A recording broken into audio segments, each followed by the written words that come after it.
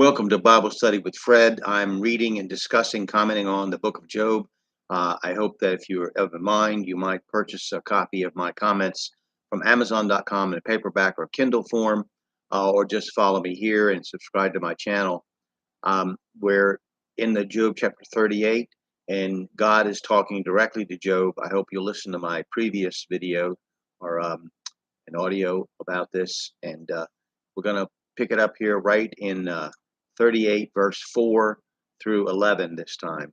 So here's God talking to Job, and I'll make my comments after I read the verses. Where wast thou when I laid the foundations of the earth? Declare if thou hast understanding. Who hath laid the measures thereof, if thou knowest, or who hath stretched the line upon it? Whereupon are the foundations thereof fastened, or who laid the cornerstone thereof? When the morning stars sang together, and all the sons of God shouted for joy? Or who shut up the sea with doors when it brake forth, as if it had issued out of the womb? When I made the cloud the garment thereof, and thick darkness a swaddling band for it, and brake up for it my decreed place, and set bars and doors, and said, Hitherto shalt thou come, but no further, and here shall thy proud waves be stayed.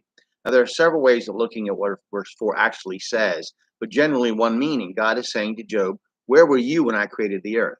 It's a challenge showing God's knowledge superior to Job's as the creator of the very earth he is standing or sitting on.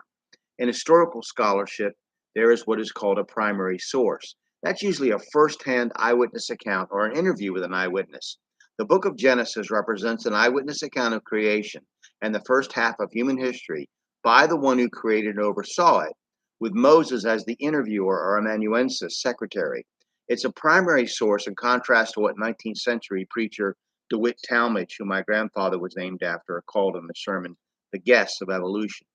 It would be easy to view this as poetic language, talking about the earth's foundations and its cornerstone, as this is comparable to how we discuss building a building. As we know, it has already been said that the earth hangs in empty space, and there can be no misunderstanding that God is talking about the earth sitting on something. Read chapter 26, verse 7. It may be tempting to talk about the earth's mantle, on which the earth's crust sits, as being its foundation, but I think it would be more reasonable to view this as a figurative argument with references to building a building as a metaphorical description.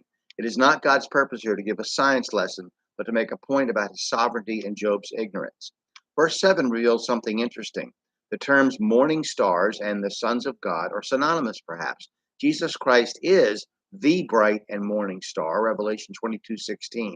He is the Son of God, uppercase S, Mark 1:1. We became the sons of God, lowercase s, when we believed on Christ, John 1:12. Perhaps we will replace those beings that left their first estate, Jude verse 6. Angels as appearances of the sons of God is a word that is used interchangeably with that phrase, Genesis 6:2 and 4. That the sons of God saw the daughters of men, that they were fair, and they took them wives of all which they chose. 4. There were giants in the earth in those days, and also after that, when the sons of God came in unto the daughters of men, and they bare children to them, the same became mighty men which were of old, men of renown. These supernatural beings, which became natural beings, are awaiting their final judgment now. 2 Peter 2:4, for if God spared not the angels that sinned, but cast them down to hell and delivered them into chains of darkness to be reserved unto judgment.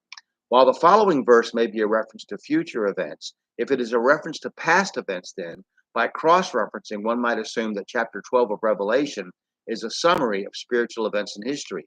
Revelation 12:3, and there appeared another wonder in heaven, and behold, a great red dragon, having 7 heads and 10 horns, and 7 crowns upon his heads. And the first part of verse 4, and his tail drew the third part of the stars of heaven, and did cast them to the earth. Of course, this raises as many questions as it answers, but helps explain why human history appears, as some have said, to be the autobiography of a madman, with the reptilian cherub Satan and the rebellious sons of God influencing mankind in every way. But in the beginning, the morning stars, the sons of God, patterned after the Son of God, as we will be one day, 1 John 3:2, rejoiced. Again, in verses 8 through 11, we have poetic metaphor mentioning the sea that came from out of the earth, as in Genesis 8:2. Those who study these things believe that there exists now more water in the earth's mantle, the foundation, if you will permit me, perhaps as much as in the oceans above the crust. You can read that in the Scientific American article, Rare Diamond Confirms that Earth's Mantle Holds An Ocean's Worth of Water by Becky Oskin. That's a Scientific American in March 12th, 2014. The point here is that there is order on the earth, natural limitations in what we see around us. The idea here is staggering. The sea stays in its place by God's command, and therefore the opposite must be true. That when there is a tsunami, such as in 2004 on the day after Christmas, or a tidal wave that washes over a city like Japan's Fukushima in 2011, that it was by God's permissive will that these disasters occurred. This goes against the thinking of modern Christians of God as being a benign bystander, watching a building catch fire, and then responding to the screams of some by rushing in to carry them to safety.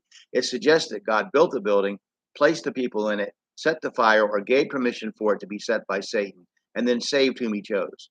We have a huge problem with God's sovereignty and the activity of our Creator in every function of an aspect of life because we wish so much to believe that we are God's and we demand to be the measure of all things and the judge of right and wrong.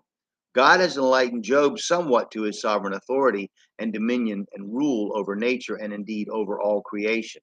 We're going to take it up in verse 12 next time. I hope you'll at least hear me out and cross reference and read and pray to the Holy Spirit for understanding as you read. I don't care if you disagree with me. That's not a problem. The problem is if you have no interest in the Bible. I want you to read the Bible, pick it up, read it, cross reference it, dive into it. So, anyway, thank you for listening.